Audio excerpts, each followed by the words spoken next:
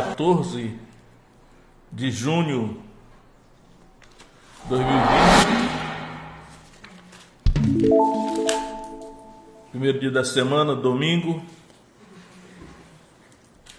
também chamado Dia do Senhor. Então quero hoje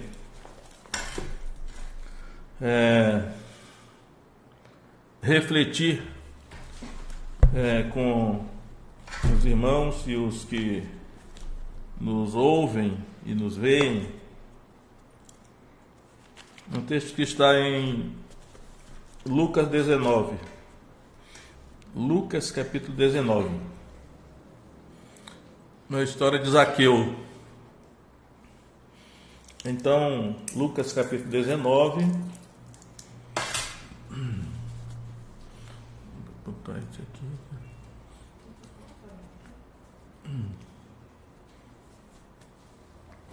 Diz o seguinte, Lucas 19, 1. E tendo Jesus entrado em Jericó, ia passando. E eis que havia ali um homem chamado Zaqueu. Era este um dos principais dos publicanos e era rico. Então, inicialmente, vamos até parar um pouco aqui, porque somente essas palavras que eu li é como que uma biografia resumida de Zaqueu. Há várias informações aí. Então, Zaqueu, ele era um publicano. E ultimamente eu tenho me focado bastante na questão dos publicanos. Geralmente os publicanos estão associados assim com pecadores. Geralmente é assim. Publicanos e pecadores são mencionados juntos. Num contraste com escribas e fariseus, ou fariseus e escribas. E aqui, o Zaqueu, ele é um publicano. O que significa que também é um pecador, né? Entendo eu que ele é um pecador. Por isso que o tema, o título, né, do meu ensino hoje é Como um pecador foi salvo. Como um pecador foi salvo. Esse Zaqueu era um pecador. Né? Embora a palavra aqui não aparece, essa palavra pecador vai aparecer no verso 7, né? E Zaqueu era um pecador, só que ele era um pecador específico. Havia um pecado específico na vida de Zaqueu, que de repente pode ser o pecado de muitos de nós hoje, né? Porém, como eu disse, geralmente quando os publicanos eles são mencionados na Bíblia, Novo Testamento, eles geralmente são mencionados num contraste com fariseus e escribas. Embora os fariseus e os escribas não são aqui mencionados, mas eles estão nas entrelinhas, eles estão no contexto, né? Por isso que no verso 7, quando diz o seguinte, no verso 7, vendo todos isto, murmuravam, dizendo que entrara para ser hóspede de um homem pecador. Entrara para ser hóspede de um homem pecador. Quem falou isso, com certeza, foram os fariseus que falaram isso. Mas de propósito o Espírito Santo não registrou, não declinou aqui, né, esse nome. Então, os publicanos, como eu disse, eles tinham um pecado específico. Eles eram coletores de impostos para o poder dominante, que era o poder romano, né? Os romanos eram o império. Eles eram o poder dominante, poder militar e tudo mais. E naturalmente, à medida que o Império Romano avançava, as tropas romanas avançavam nas conquistas, as nações que eles iam conquistando, eles precisavam de cobradores de impostos. E sempre aquele negócio, né? Cobradores de impostos. E naturalmente, esses judeus, eles trabalhavam para o Império Romano. Eu acredito que nem todo judeu aceitaria esse tipo de emprego, por mais necessidade que tivesse. Se ele tivesse um pouco de brios, ele não aceitaria cobrar imposto do seu próprio povo em favor de uma nação estrangeira. Mas esses publicanos, eles tinham feito isso, né? Eles cobravam impostos, recolhiam os impostos para o imperador romano, para o Império Romano, uma nação estrangeira. Portanto, não admira que eles eram odiados, eram mal vistos, tinham má reputação, e com certeza eles eram considerados traidores do seu povo. E creio eu que o pecado, tenho a certeza, né? O pecado não só do Zaqueu, mas o pecado dos publicanos era o dinheiro, era o amor ao dinheiro, né? A mesma palavrinha aqui. O amor ao dinheiro é a raiz de todos os males. De vez em quando eu penso nessa expressão que o Paulo usa na primeira carta a Timóteo, capítulo 6, o amor ao dinheiro é a raiz de todos os males. Às vezes eu até fico pensando assim, será que Paulo exagerou? Porque ele poderia ter dito assim, o amor ao dinheiro é a raiz da maioria dos males. Mas não foi isso que ele disse. Ele disse, o amor ao dinheiro é a raiz de todos os males. E aí, muitas vezes, quando eu olho de redor, que eu observo até com o que está acontecendo com o Brasil, eu percebo que realmente foi Deus, né, que falou isso, porque realmente por trás de tudo está o amor ao dinheiro. Então, o Zaqueu, como um bom publicano, ele amava o dinheiro, e certamente foi esse amor ao dinheiro, que é chamado na Bíblia também de avareza. Eu, por exemplo, quando eu era criança, eu pensava que a avareza, porque os coleguinhas, eles contavam assim piadas, né, que o avarento era aquela pessoa que era mão fechada, que atravessaria o rio nadando com um sorrisal na mão de vaca, era aquela pessoa que não liberava dinheiro para ninguém, era mais ou menos isso, o avarento, né? Porém, estudando a Bíblia, hoje eu sei que a palavra avarento na Bíblia significa o amor ao dinheiro. Aquele que ama o dinheiro é avarento. A avareza, que a Bíblia diz que é idolatria, mais de uma vez a Bíblia diz a avareza é idolatria, porque Mamon, Jesus disse isso em Mateus capítulo 6, ele disse, vocês não podem servir a dois senhores, né? Você ama a Deus ou o dinheiro, o Mamon, né? Que é o principado que personifica as riquezas. Você não poderá amar a Deus e a Mamon, ou dinheiro. Então, esse publicano chamado Zaqueu, ele era, portanto, um homem que amava o dinheiro, que tinha, portanto, esse pecado específico da cobiça, né? A cobiça, o amor ao dinheiro, a avareza começa com a cobiça. E é bom guardar essa palavrinha aí, porque a cobiça, ela está aí no contexto. A cobiça é o 10º mandamento do Decálogo, né? Que o 10º mandamento do Decálogo diz: não cobiçarás. E aí nada do teu próximo, né? Então, o Zaqueu, ele era esse publicano. E não somente ele, todos os publicanos tinham esse problema. Era um pecado específico, um pecado definido, o amor ao dinheiro. Só que o Zaqueu, ele não somente era um publicano, ele era chefe dos publicanos. Eu verifiquei várias traduções e eu acredito que o que mais traduz a ideia é assim: maioral dos publicanos. Tem algumas traduções assim: Zaqueu era o maioral dos publicanos. Aí eu sempre digo, para você entender essa questão do maioral, você tem que lembrar da lei da primogenitura. A lei da primogenitura percorre toda a Bíblia. Então, o maioral dos publicanos, quer dizer, ele era o primogênito dos publicanos. O maioral, o chefe, o representante legal dos publicanos era Zaqueu. Então, ele era o maioral dos publicanos, o que poderia significar até o maioral dos pecadores, né? E como era o 10º mandamento que está aí sendo quebrado, acho que até uma espécie aí de trocadilho, porque na verdade o 10º mandamento que é o menor dos mandamentos, né? Porque o maioral dos mandamentos é o primeiro: não terás outros deuses diante de mim. Mas no caso, como Mamon também é um deus, o 10º mandamento não deixa de ser também referência ao primeiro, né? Porque Mamon também é um deus. O amor ao dinheiro é chamado de idolatria. Então veja como a palavra de Deus é misteriosa, né? É muita sabedoria da parte de Deus. Então, diz o Espírito Santo, porque esse texto canônico, ainda que tenha sido Lucas que escreveu, mas ele estava sendo usado pelo Espírito Santo. Então o Espírito Santo disse que Zaqueu era o maioral dos publicanos, ou seja, o primogênito dos publicanos, o representante legal dos publicanos. O que realmente retrata um publicano era Zaqueu. E aí nós podemos até contrastar essa informação com 1 Timóteo capítulo 1, verso 15, onde Paulo diz assim, né?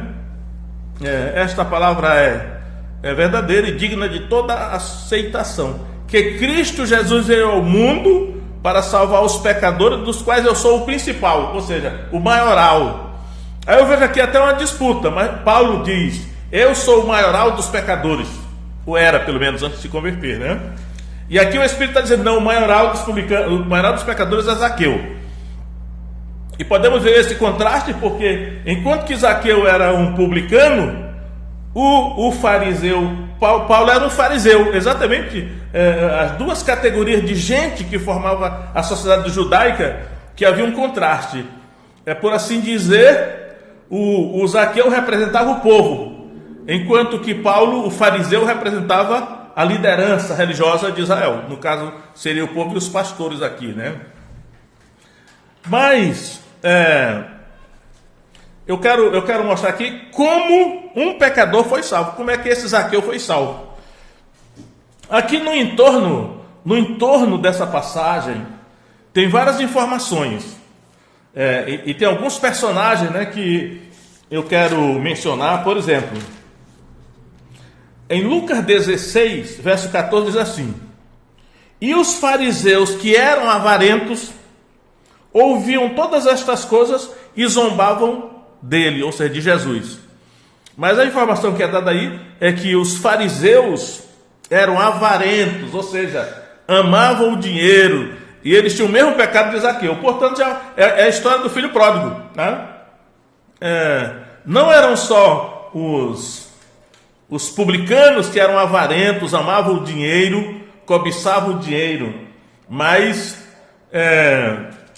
a liderança judaica, religiosa, no caso aí, os fariseus, eles também eram avarentos. E só que no capítulo 12 de Lucas dá uma informação dizendo que os fariseus, eles eram hipócritas, né? Acautelai-o da doutrina dos fariseus, que é a hipocrisia, né? Eles eram hipócritas. Porque eu acredito que enquanto que esse Zaqueu, né, que era um pecador reconhecido pela sociedade, todo mundo sabia disso, ele era um pecador, mas ele não ocultava o seu pecado, porque todo mundo sabia que ele era avarento, que ele amava o dinheiro, que ele cobiçava o dinheiro, por isso tinha se vendido para o Império Romano para cobrar imposto do seu próprio povo. Enquanto que os fariseus, por causa do seu status social, né, líderes religiosos, eles também eram avarentos, eles também amavam o dinheiro, só que eles escondiam isso, eles disfarçavam isso. Por isso que Jesus bateu tanto nos fariseus. Ai de vós, escribas e fariseus hipócritas. Como Jesus repete essa expressão em Mateus 23, né? Eu fiquei impressionado, porque eu acredito por causa do seu status religioso, e aí os fariseus aqui representam os pastores, né? Eu digo isso porque eu sou um deles. Só que eu espero que eu não esteja preso nessa sinuca da cobiça, da avareza, né? Porque nós temos que nos acautelar. Então, os fariseus estão aí no contexto.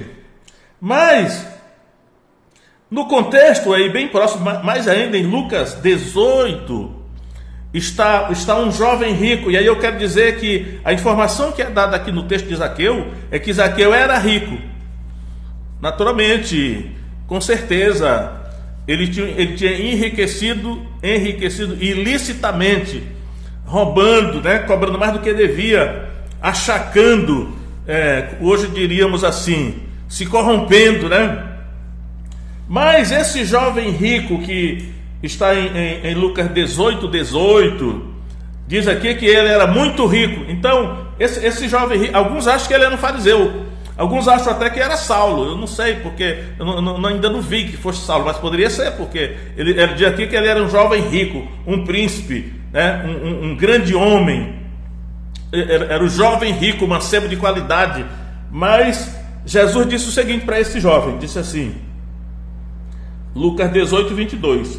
E quando Jesus ouviu isto, disse-lhe, ainda te falta uma coisa, vende tudo quanto tens, reparte-o entre os pobres, e terás um tesouro no céu, vem e segue-me.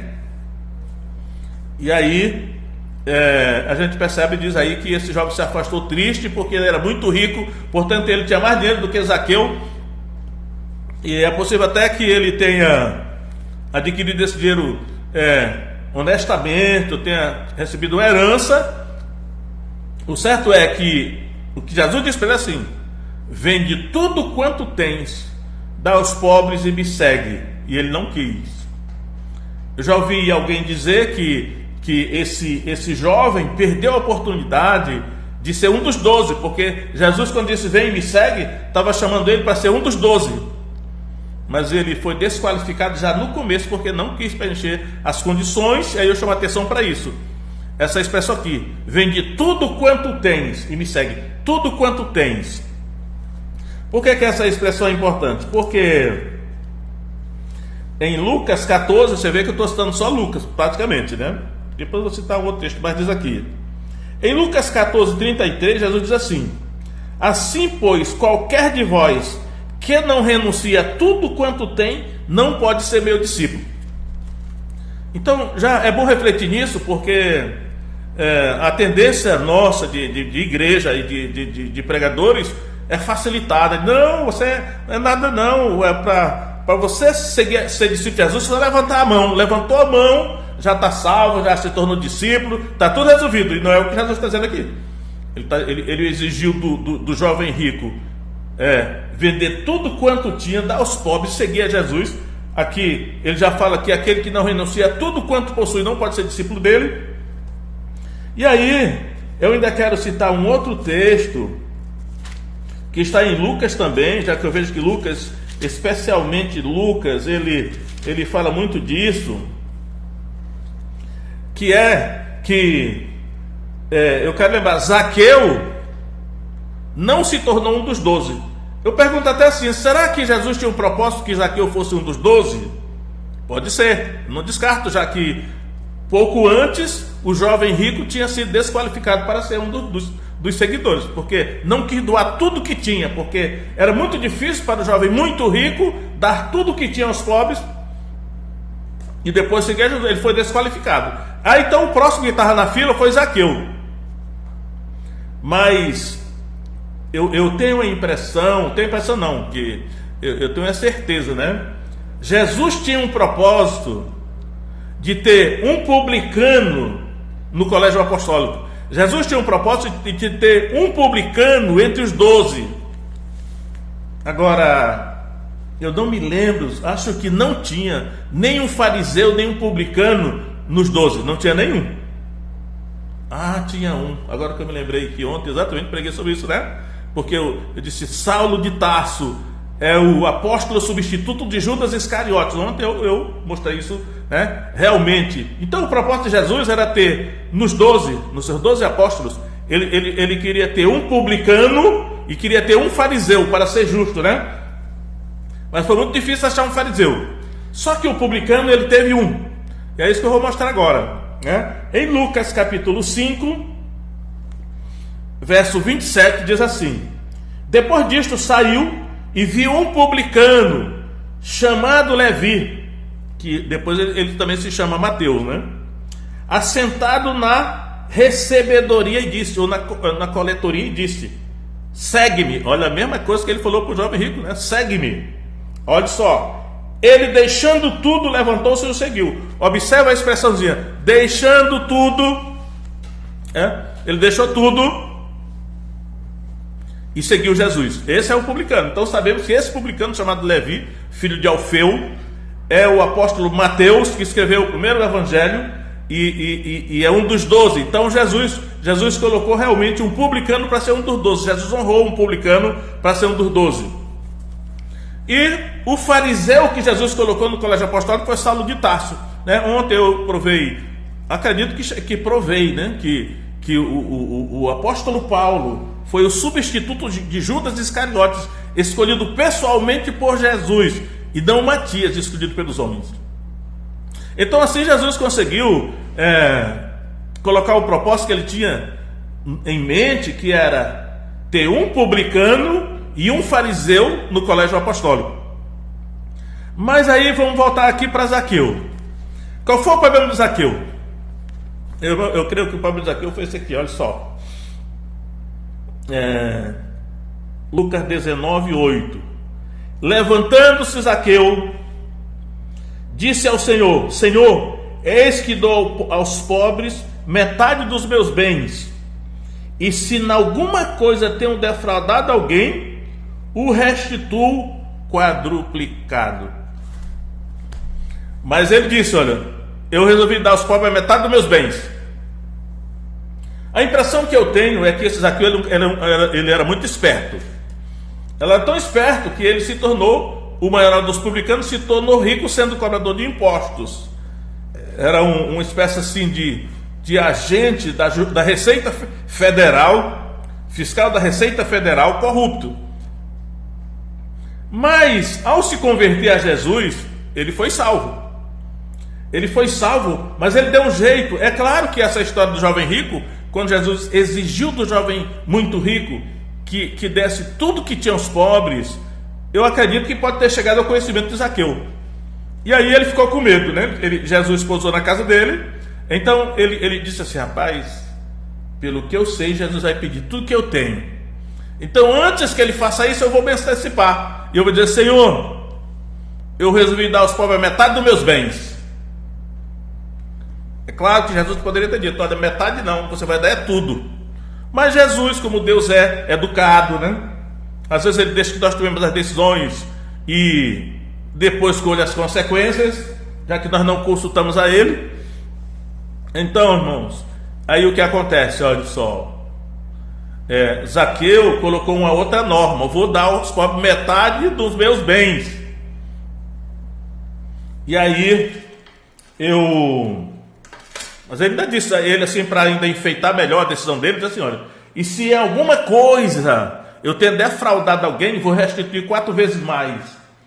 Eu tenho a impressão que o Zaqueu não estava assim tão arrependido não, porque ele sabia muito bem que ele tinha defraudado alguém, sim.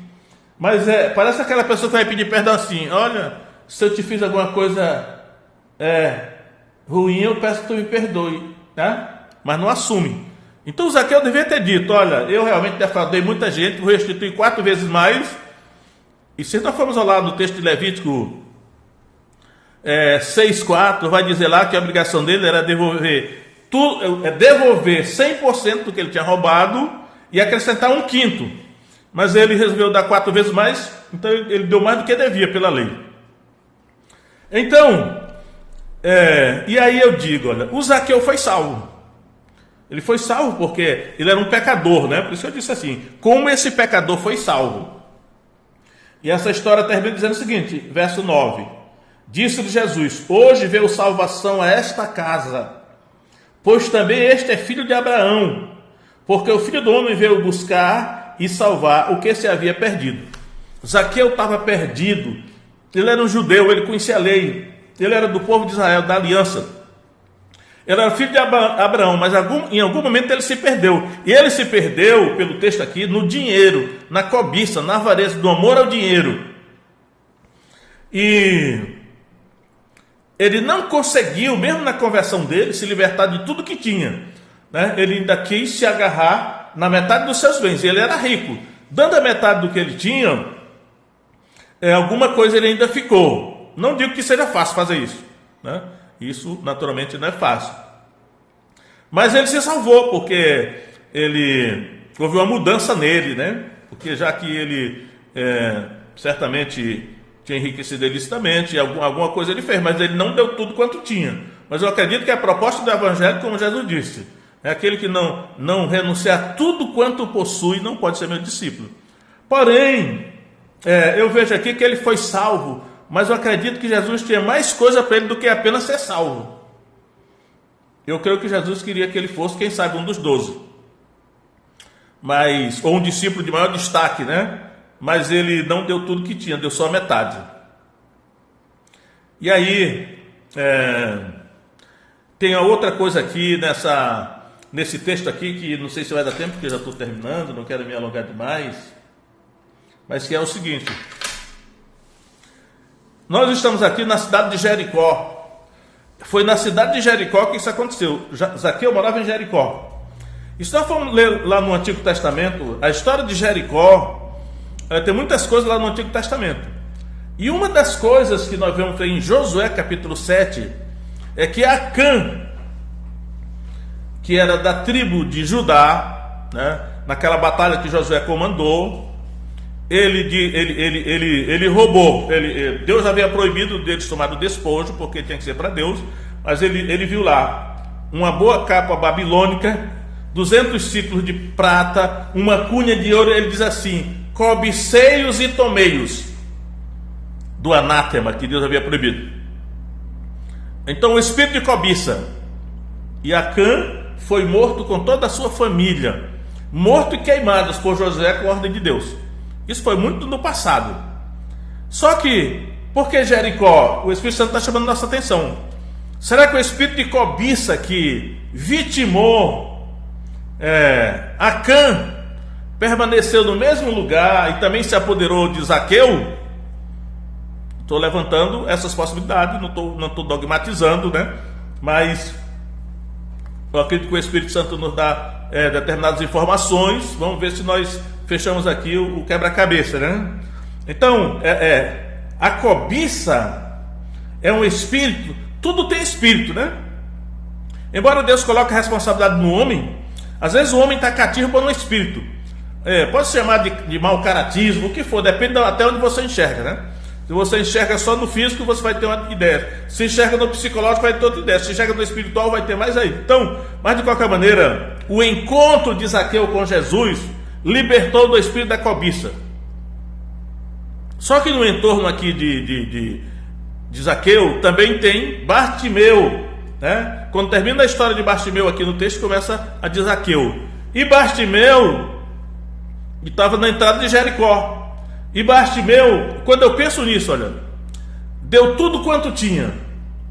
Eu vejo que Bartimeu, que era cego e esmolava, eu disse, ele era um esmolé, mendigo.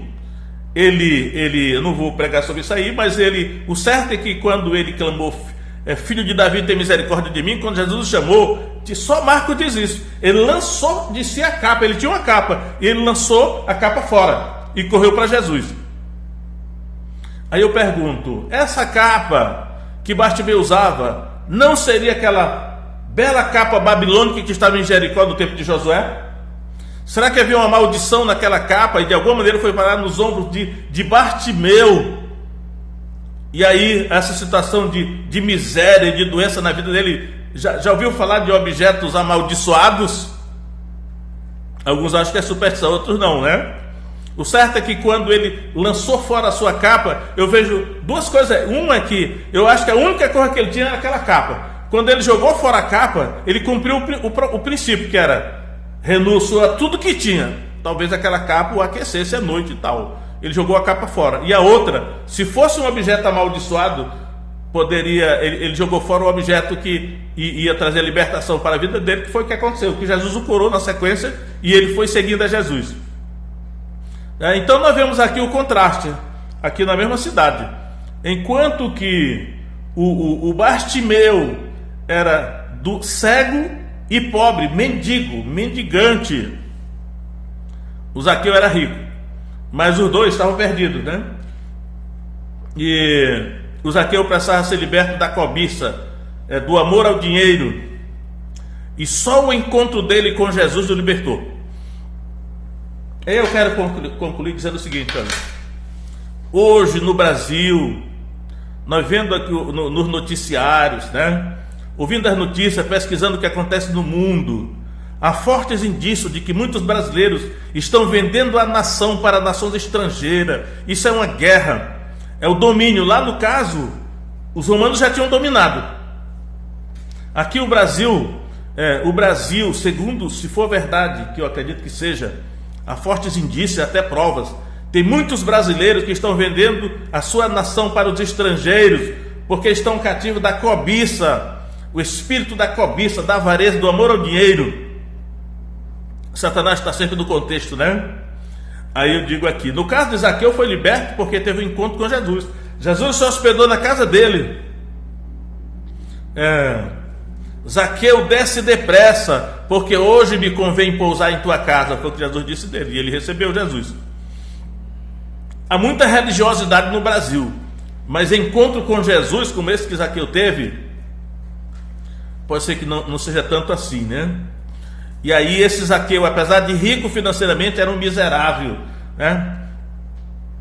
Ele vivia numa situação, além de ser rejeitado, odiado pelo seu próprio povo, ele estava perdido. Estava perdido significa que estava condenado ao inferno, separado de Deus, porque ele estava perdido, mas ele foi achado. E ele se perdeu quando ele enveredou pelo amor ao dinheiro. Então, eu quero deixar aí, né, essas palavras para refletirmos na palavra de Deus, se vale a pena. O dinheiro é importante? O dinheiro é importante, todos nós queremos dinheiro, queremos, mas como alguns já disse, né, o dinheiro é um bom servo, um bom escravo, mas um mau senhor. Então o dinheiro é bom, mas não se ele for recebido ilicitamente, se ele for ganho desonestamente, quebrando princípios que depois vão ter consequências na vida da pessoa, na vida da sua família, da sua linhagem, porque não é correto. Então, eu creio que se Zaqueu foi colocado aqui nas Escrituras, é um modelo para ser seguido, né?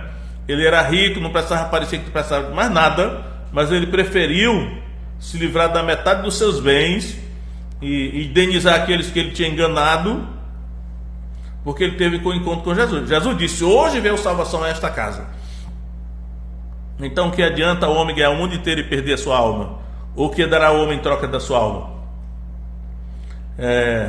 Que realmente essas palavras aí venham nos acautelar, refletir, né? E seguir o exemplo de Zaqueu, ou então o exemplo de outros que fizeram mais do que Zaqueu, porque ele deu só a metade, outros deram tudo. Que assim seja com cada um de nós, né? E levando a sério essa palavra, né? Porque a palavra tem valor, ela tem resultado na vida de quem crer nela e a põe em prática. Se só ouvir e não colocar em prática, não adianta nada. Deus abençoe cada um de vocês em nome de Jesus, e até a próxima, se Deus assim quiser.